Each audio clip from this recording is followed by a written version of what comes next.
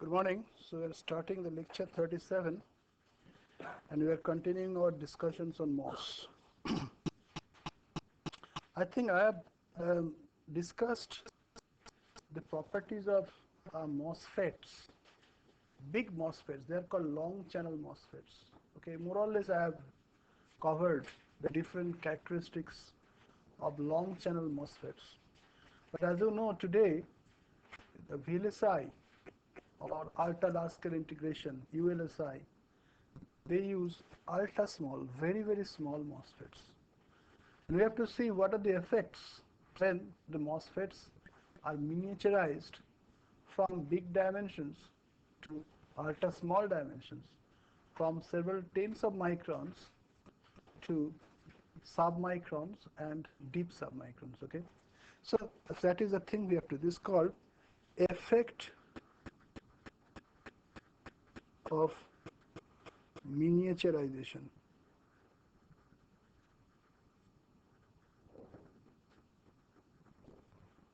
Of MOSFETs.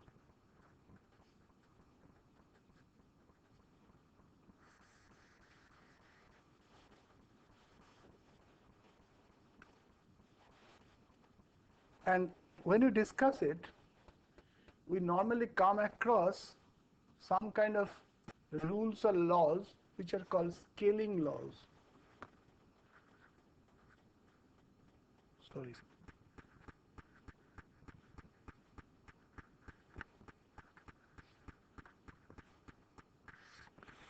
By scaling, I mean downscaling, reduction of the size. So scaling means downscaling, not upscaling. Okay. As the device dimension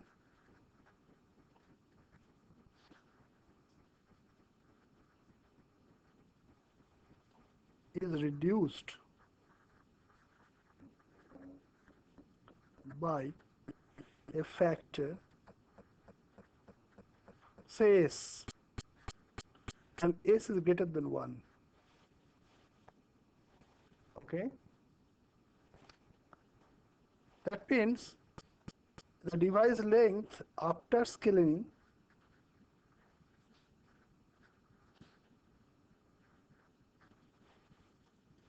is equal to L before scaling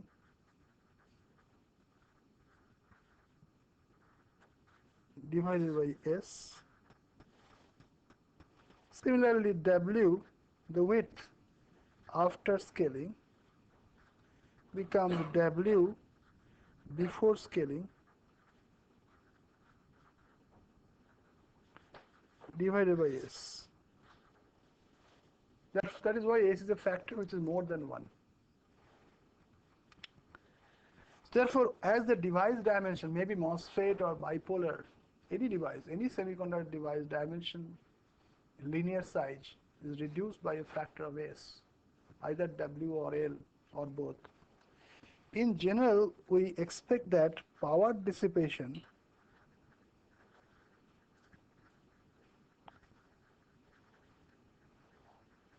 should vary as 1 upon S square.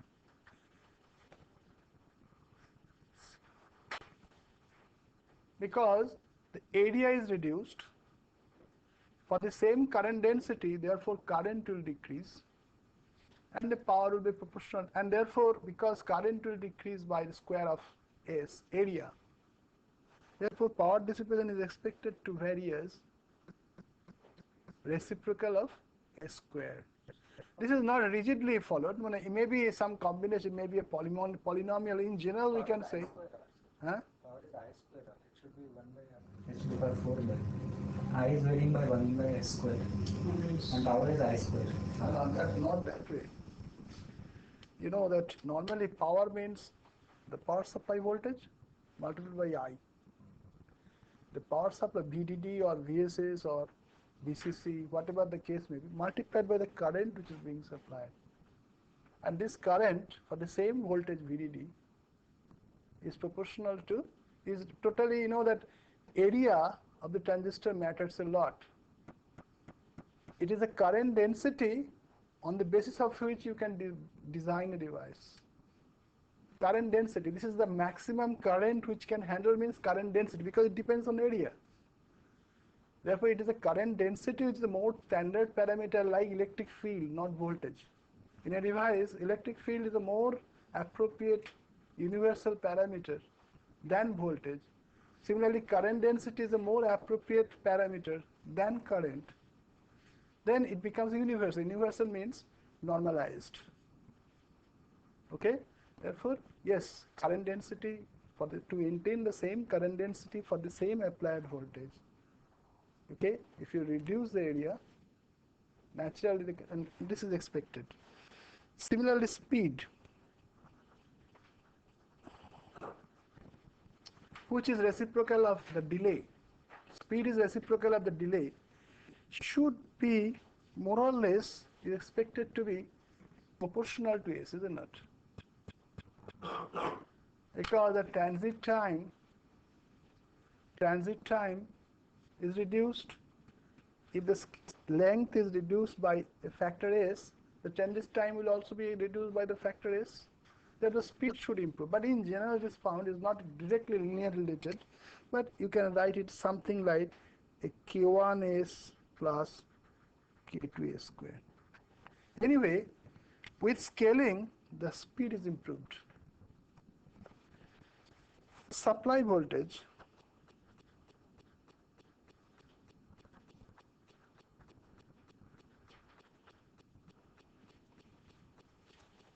you see that, as I told you, electric field is an important parameter. To maintain the same electric field, therefore, if you reduce the size, say you are applying VDS between the drain and source, if the length is reduced, naturally, to maintain the same field, so naturally it is expected that it should be inversely related to S.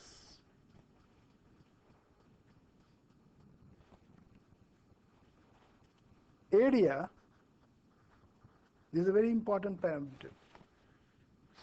Supply voltage, you know that today for reducing power dissipation, we are trying to have not only a small area, but also a lower power supply voltage. Both add together, and more or less it tends to a variation like 1 by S cube. If you can reduce both, that means if you, you are reducing the size, at the same time reducing the power supply voltage. But that have a very adverse effect on speed. You know that I have not written here. If you reduce area, then at some point I'm coming. Not reduce the power supply voltage. Sorry, reduce the power supply voltage, speed is affected. Please remember this. So you have to make a trade-off. Area is proportional as is indicated naturally. Therefore, packing density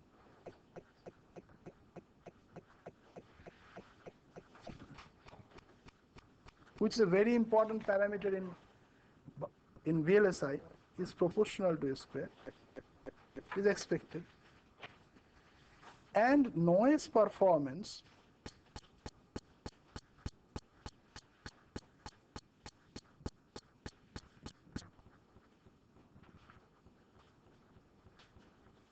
in general, in fact, is, a deteriorate. It's a tendency to be deteriorated.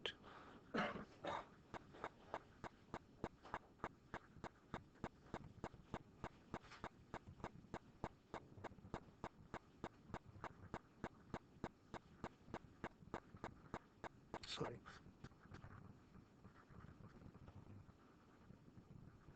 I cannot have a relationship like S square or S cube like that. It depends on the device, kind of noise. But generally speaking, if you make it too small, the resistance, etc., in thermal noise, there is a tendency for the increase of thermal noise. And secondly, that so far as digital operations are concerned, as you reduce the size, power supply voltage is reduced, so noise margin also is reduced. So becomes more susceptible to noise in digital applications. So there are many important other things, but let me mention at least these things, which is very important.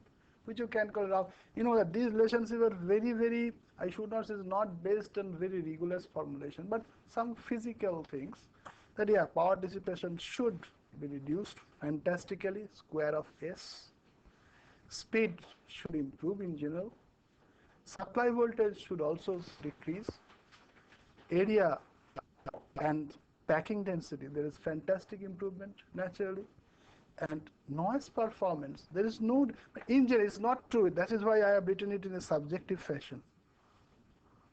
Okay, you cannot say exactly, but anyway, in general, the noise, it becomes a problematic. Is some given due consideration for design a device of extremely small size with good noise performance. That means high noise figure. This is very important.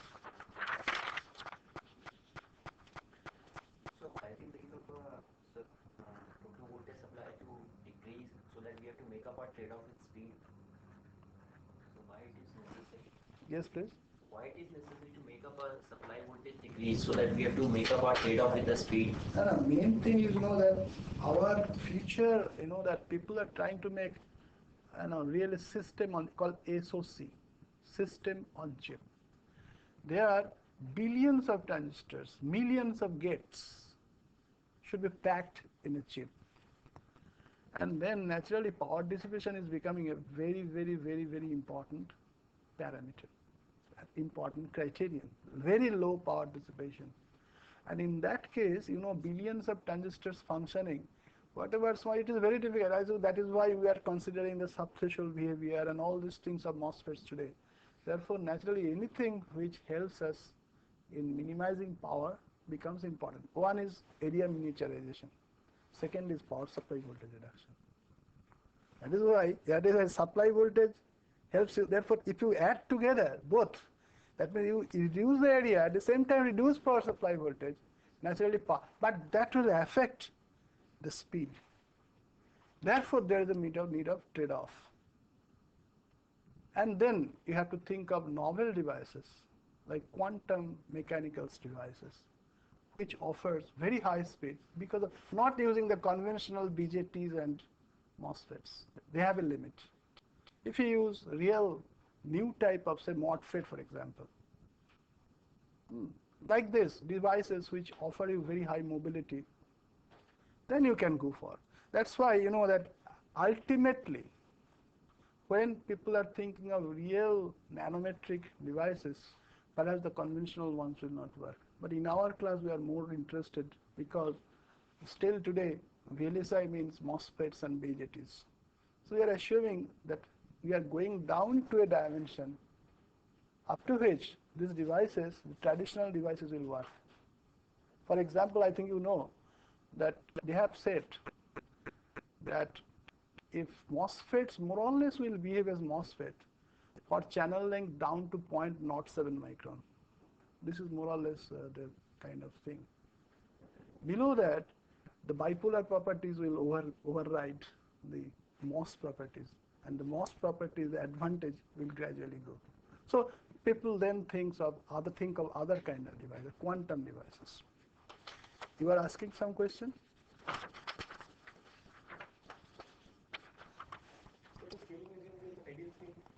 Yes, please. Is ideal scaling. Ideal means? That is WL. They go by. Actually, I have not made. Usually, I am assuming that that point I am coming. So W by L is a factor. While scaling, you can keep it constant. While scaling, you can keep W by L constant. You reduce both W and L. By the same. But W by L ratio should keep. But in certain other applications, you may have to make W by L ratio of the order of 1. At the same time, it is scaled down.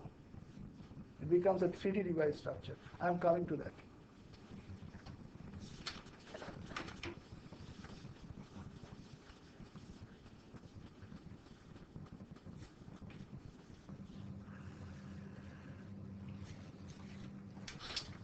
So when you consider such device, now we have to consider, if you want to consider the device model for such scaled devices, scaled submicron or deep submicron devices, you know that mathematics is is there to help us in modeling these devices. But as you complicate, the mathematics will, that becomes more and more complicated. And then even a powerful computer can take a lot of time for computing for real good small structures. Therefore, we always try to first do something by an approach called 2D models.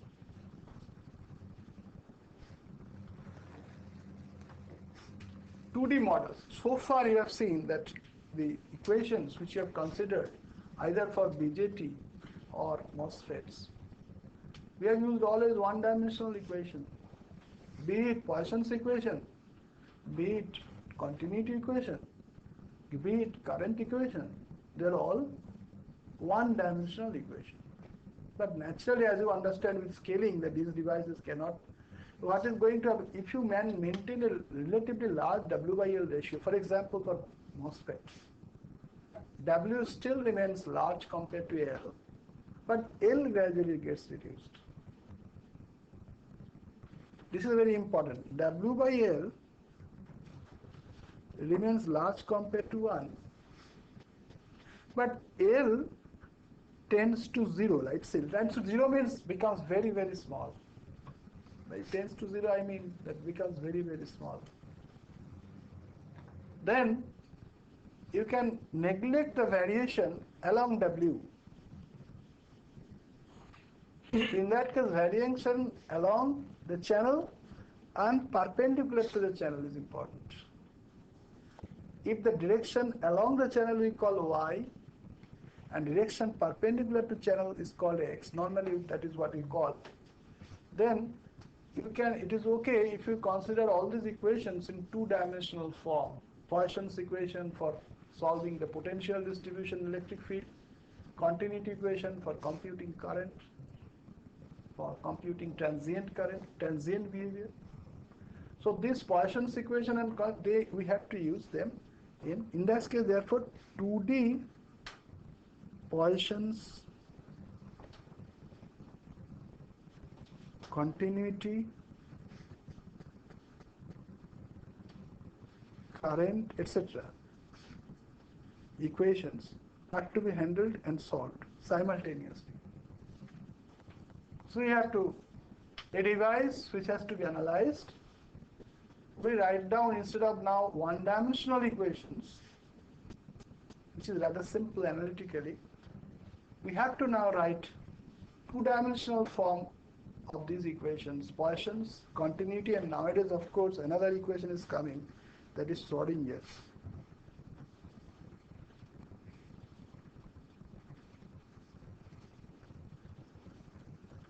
When the device length becomes very small, so that it goes into the quantum domain.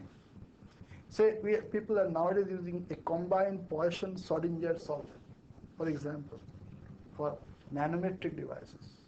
Otherwise, Schrodinger is not kept into consideration. These are very latest kind of quantum mechanical structures. We also use Schrodinger equation, wave equation for electrons, okay? Otherwise, Poisson's continuity current equation, you have to simultaneously solve them. You would think that it is a two-dimensional.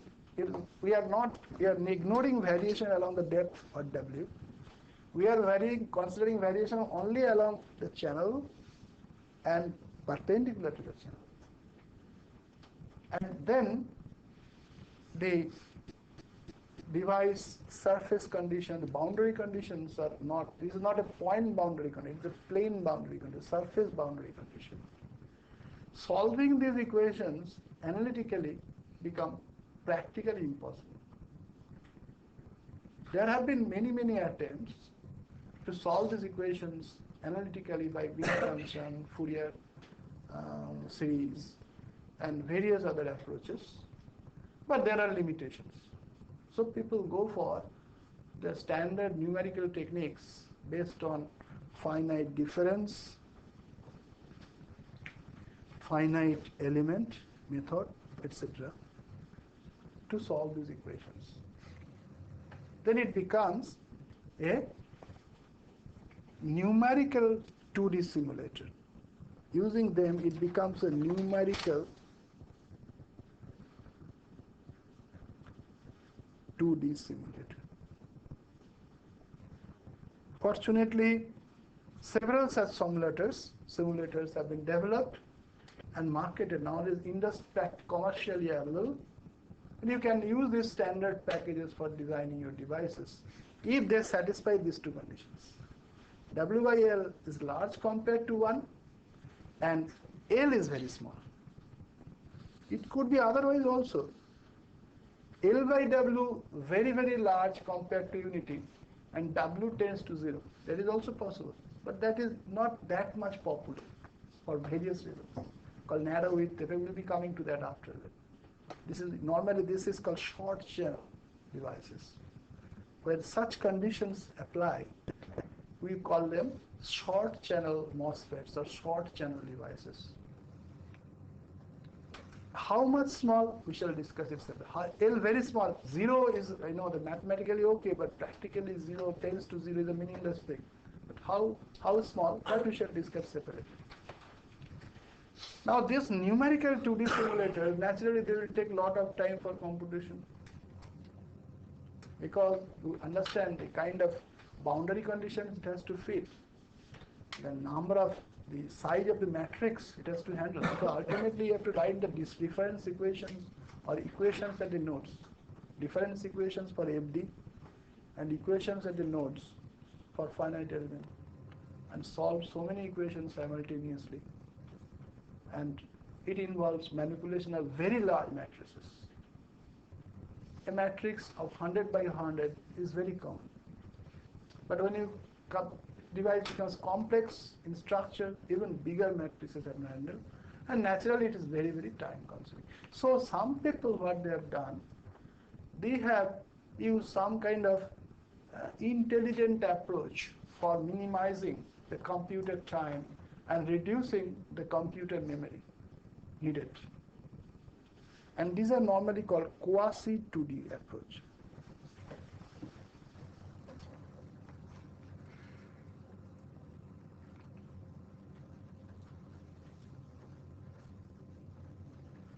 A bright example for quasi-2D approach is a bipolar simulator called Bipole,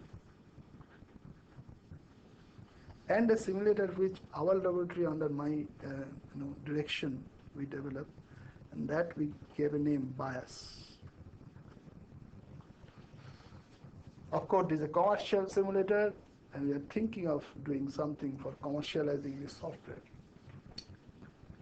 Bipole stands for bipolar, that was developed by a Canadian university, and later is a very famous simulator, quasi-2D.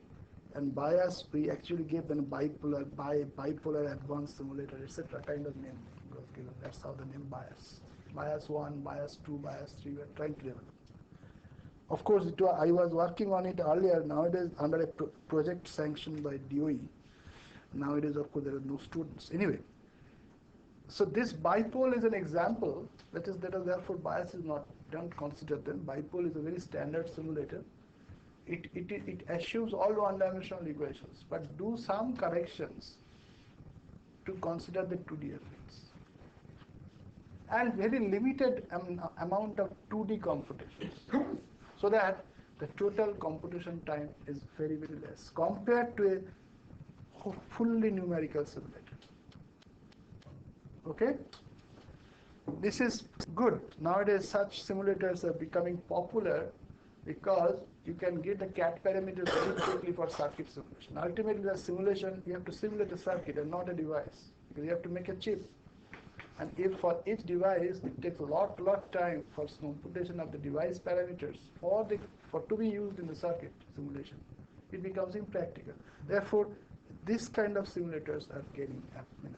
But unfortunately, the VLSI is going to such a position where these things are becoming invalid, because the device dimension is shrinking in all three directions, X, Y, Z. And these conditions are difficult to be maintained. Device dimensions are getting reduced in X, Y, Z. So therefore, you can no longer consider either 2D model. Similarly, quasi-2D again is far is just becomes almost redundant, should not be used. Those who are doing real good work, they will just have to use the quasi-2D approach. Okay, but for us fine, because we are thinking this is great. But those who are really working on very modern, innovative, ultra small nanometric devices called nano devices, nanostructures, they will prefer to use the 3D models, where W, L, D all comparable.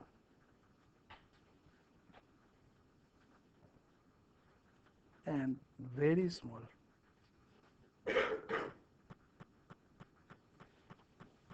So what we have to do here, you have to write down the 2D equation, the Poisson's equation, continuity equation, current equation, Schrodinger equation, because it is ultra small, all these equations, and solve them simultaneously numerically. There is no shortcut way. It is very difficult to go for any so-called analytical approach. So you have to do it numerically. And till today, these things have remained more or less in the paper stage, the R&D stage. Use of 3D models in practice, even by Intel, I do not know that they have started using it. Intel kind of company or IBM's very latest chips. I do not know that they have started because it's a massive competition involved. For device development, okay, the group which is responsible in Intel for devising that, say, 0.1 micron or 0.2 micron MOSFETs, 0.1 micron MOSFET or even less than that, where W by L ratio is not possible to be maintained, this condition is not always possible. Vertical features are extremely small, whereas the thicknesses of the field oxide in a big device may be a micron, then gradually the field oxide became intermediately about 2000 angstrom. Now people are speaking of field oxide which is several hundred angstrom, gate oxide 50 angstrom. So small structure, channel length really very small. So in that case, frankly speaking, you have to solve, if you want, and again, that such a device making separately and testing becomes very difficult. So that there are two approaches. One is don't depend on all these simulators. You make the device, different dimension, different doping profile, etc. Test them, store in the memory. IV characteristics you determine, store in the memory, and use that straightforward in your circuit simulator. That is the approach, is very good. But for these ultra small devices, individually testing these devices becomes practically impossible because they work at such a small current that the noise, etc., overpower everything. Unless they are one member of a big family, you cannot test them individually. Then there is no other alternative but to depend on the modeling and simulation. Therefore, 3D modeling, 2D modeling. Nowadays, laboratories, what people are doing, even in our laboratory, you'll find, if you had done some work, you'll find, would have found that before going to the furnace, to the photolithography, etc., we never do any other experiment. We have some simulators, run the simulator, get the process parameters, straightforward use that for fabrication of the job.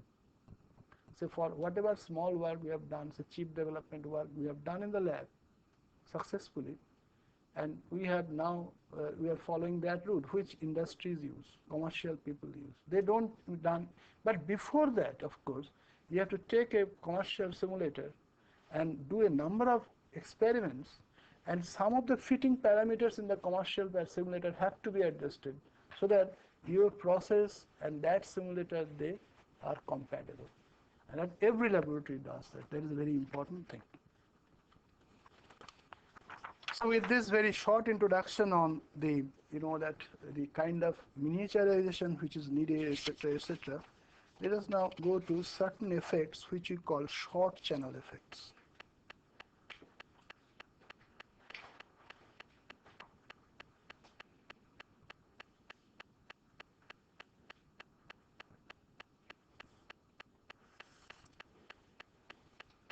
That means here I am assuming that W by L is large compared to 1, but L is of the order of, maybe of the order of or less than, is greater than or of the order of, L is greater than or of the order of, say, D max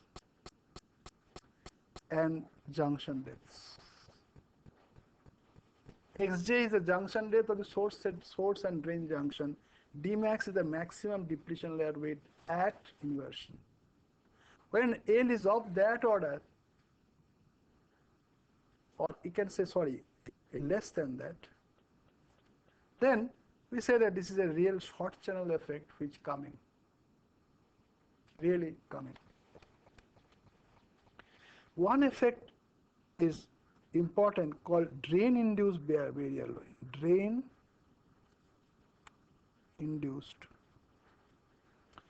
barrier lowering, abbreviated as DIBL.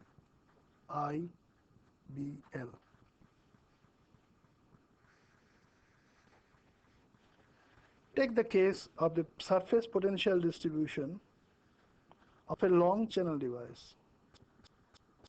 How do you define long channel? By long channel I mean, let me write here, long channel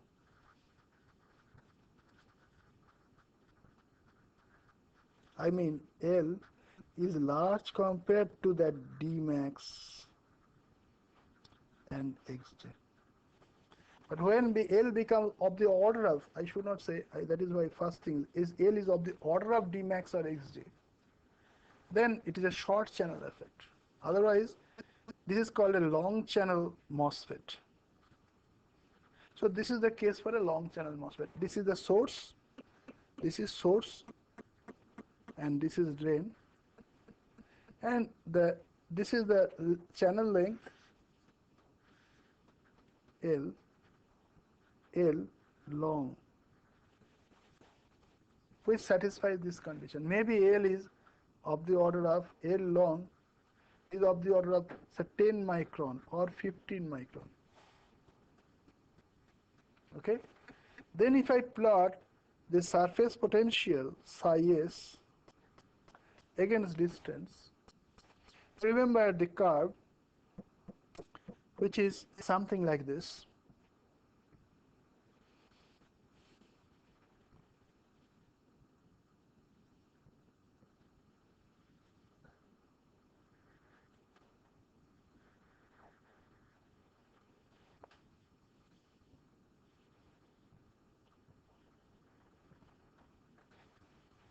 Where this is your Vs, this is your Vbi, and this is Vd, and this is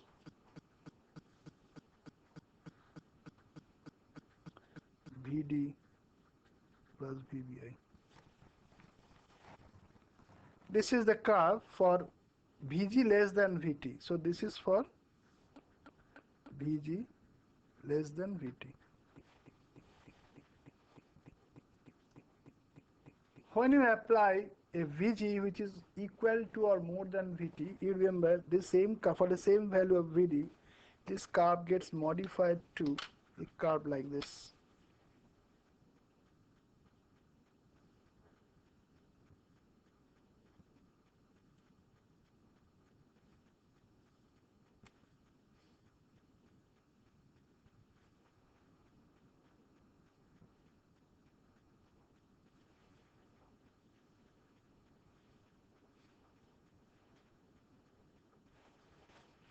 This is for Vg,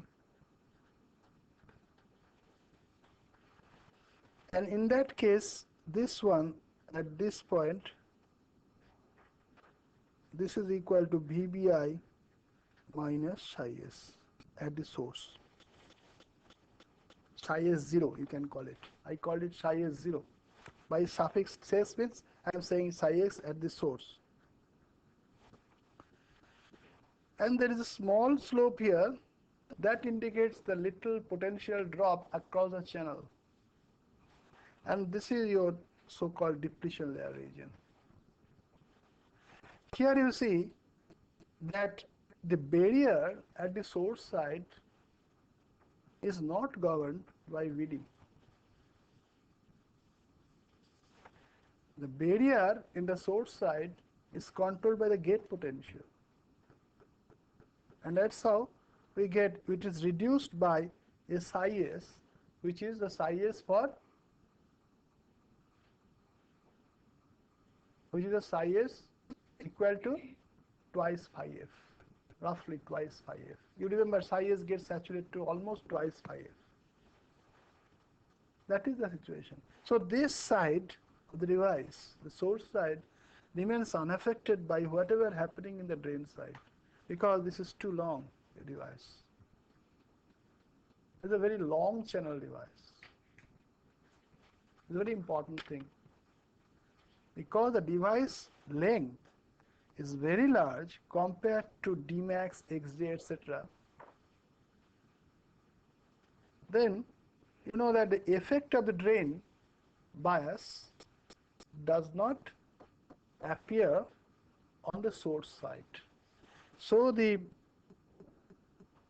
barrier, this is very important, how many electrons are getting injected from the source into the channel, that depends is what is the barrier there at the end. That is equal to VBI minus twice phi f roughly. But then you see that if you do the same kind of plot for a short channel device, let us see what happens. Short channel. I have now reduced the channel length. This is source, this is drain, and this channel length I now called L short. So this is called short channel.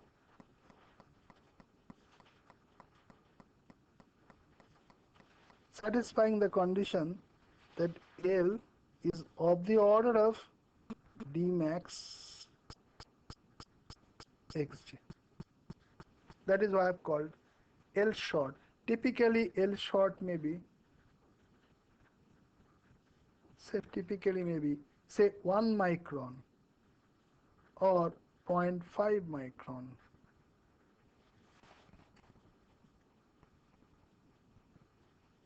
Depending on the kind of technology. Then you can plot the same curve, which is now like this. You just see very carefully.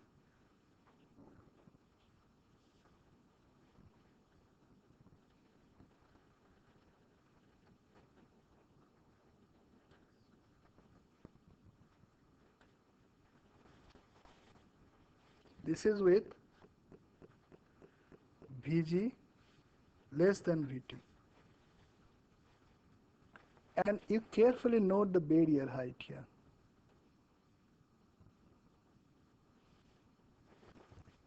Which is this barrier height, I call it phi b, is less than VBI.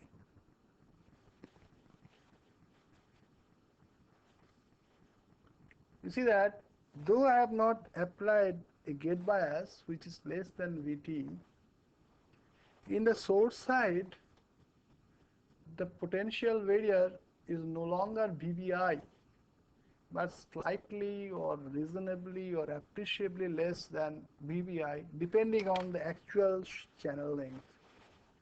If the length is just smaller than the short so-called long channel definition, then this phi b will be slightly less than VBI. But when it is really short, phi b will be reasonably or appreciably less than VBI. So what will happen as a result? Yeah?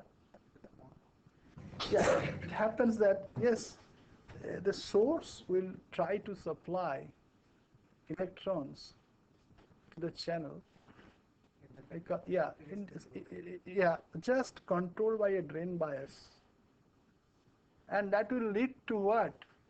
A higher subthreshold current or conduction. Subthreshold current, you remember, we treated the subthreshold behavior of the MOSFET in the bipolar fashion. I told you that in the subthreshold design, when the gate voltage is less than Vt, so far as gate is concerned, we are not trying to induce any carrier at the surface. We are not trying to invert the channel.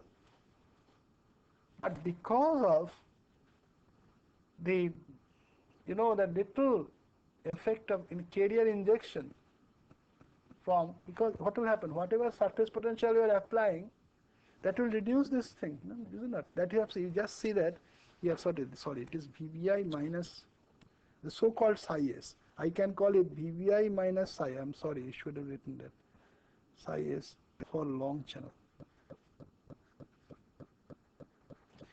In this case, you see that here I wrote it to be. Sorry, this is for how much value? Here also it is not exactly VBI, but it is VBI minus. You please see that VBI minus psi s, but this psi s is less than twice phi f. That has to be kept in mind. This was also not exactly VBI. This was VBI minus psi s, but this psi s is less than twice phi f. Maybe psi s may be, say, for typically it may be phi f for intrinsic surface. You remember that. But in this case, it will be for the same gate voltage, it will be VBI minus psi s. That means phi f, but it will be less than that. Why it is less? Why it is less? Because now the source and drain are so close, the effect of drain will naturally come on source, and effect of source will come on drain. That is why the Poisson's 2D Poisson's equation have to be solved. We can no longer assume that whatever is happening at the drain will not affect the source side. Whatever happening in the source will affect the drain side. Therefore, there is a barrier lowering. So now this barrier here phi b will be less than the phi b. This barrier I call it phi b. In this earlier diagram also this I call phi b.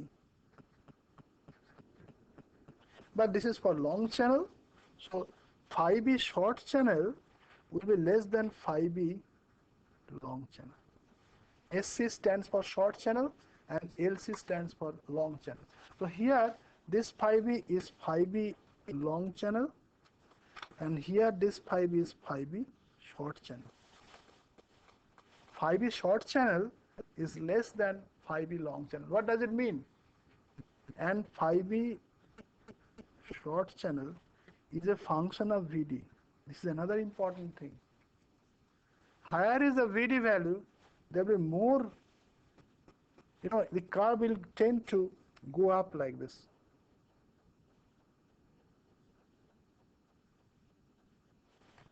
With a higher Vd. Have you noted the kind of curve which I plotted?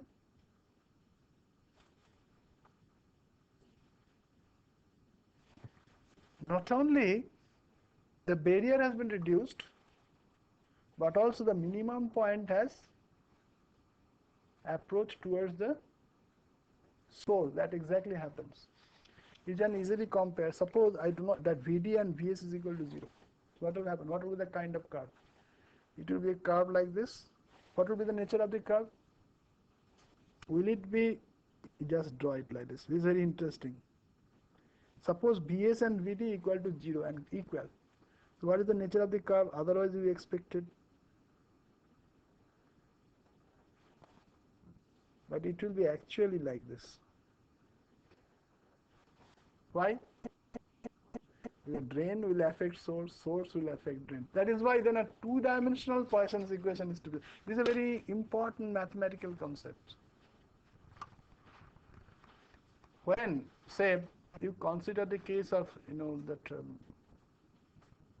our natural behavior, a person, I am sitting here isolated from you. My behavior is something more independent. And I sit with there and very close to you, my behavior will be compelled to be a little bit affected by your presence. This is called coordination effect. That means the neighbor effect.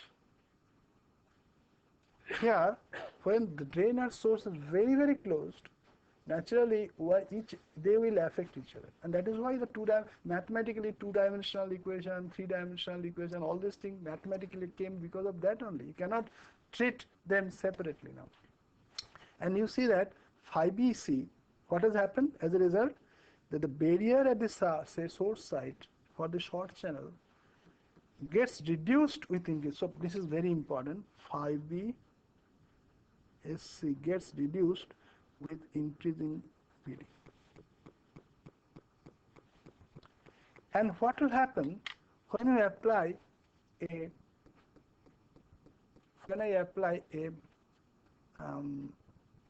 bias which is equal to or more than VT? Naturally, the curve will be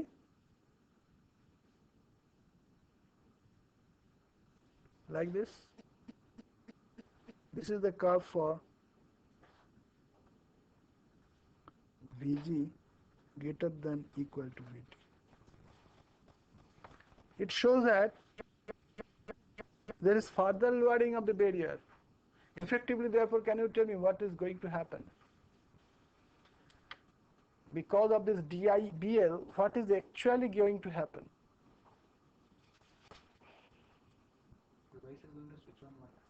Yeah, that means threshold voltage will be reduced. Device will be switched on at a lower gate voltage than before. It's a very correct observation. Device will tend to switch on at a gate voltage which is lower than the gate voltage corresponding to the long channel MOSFET.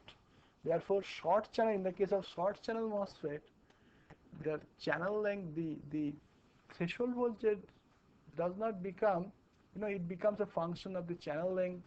It becomes a function, I'm coming to that, it becomes a function of the drain bias, both. So DIBL makes the threshold voltage function of both the channel length. Reducing the channel length means reduction of the threshold voltage. Increasing the drain bias means again the reduction of the channel length.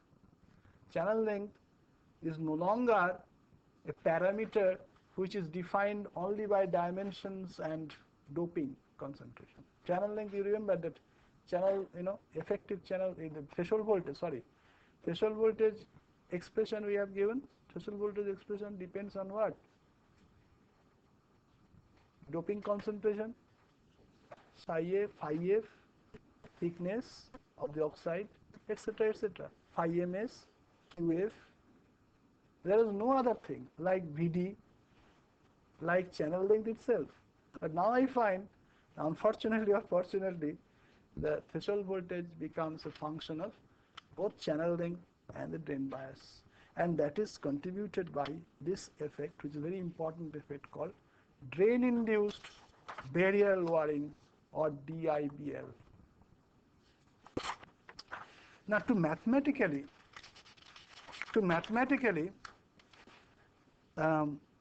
develop relation without going into complicated two-dimensional equations, which is beyond the scope of the class. Let me tell you, in this class, just handling a two-dimensional equation is only some numerical. Otherwise, you have to go for a numerical technique course. Some of you, I'm sure, have done it.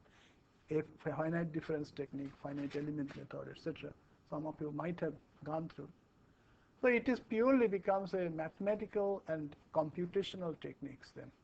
But you know that we like to be confined here into the analytical or physical domains where things can be easily understood. And that was the approach in the beginning until today. An approach which was introduced by a scientist called Yao is called charge sharing.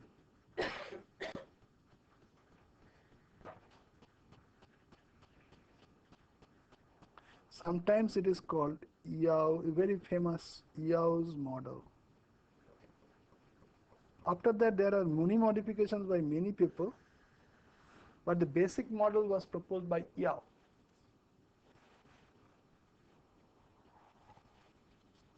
I'll just give some basic thing today, and the next lecture I will be discussing this in more detail.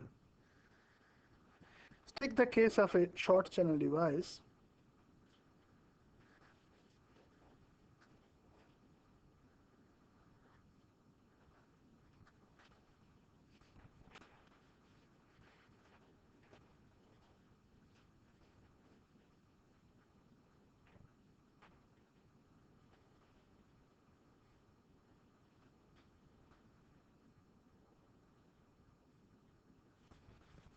This is the case I am assuming that Vd is equal to Vs is equal to 0 and Vbs may be or may not be 0. It is up to you. And you have a gate here.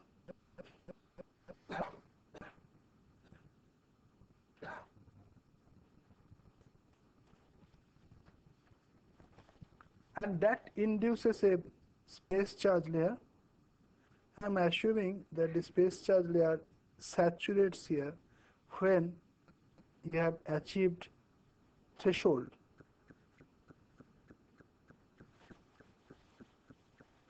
You got a simplistic kind of treatment.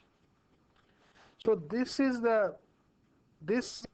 boundary is the depletion layer induced by the source potential, source substrate, which is if substrate is grounded, that means if VBS is 0, then this is the depletion layer due to the built-in potential. Similarly, this is the depletion layer due to the built-in potential. But if VBS is non-zero, if you have applied a substrate bias, this will be extended. It is known to you. Whereas this line from here to here, the depletion layer is induced by the gate voltage. And if I assume that the inversion has taken place, then this depletion layer width is equal to D max, corresponding to psi s is equal to twice phi f. Now, we just say the charge is space charge layer is the whole region like this. If I shed, then it will be something like this.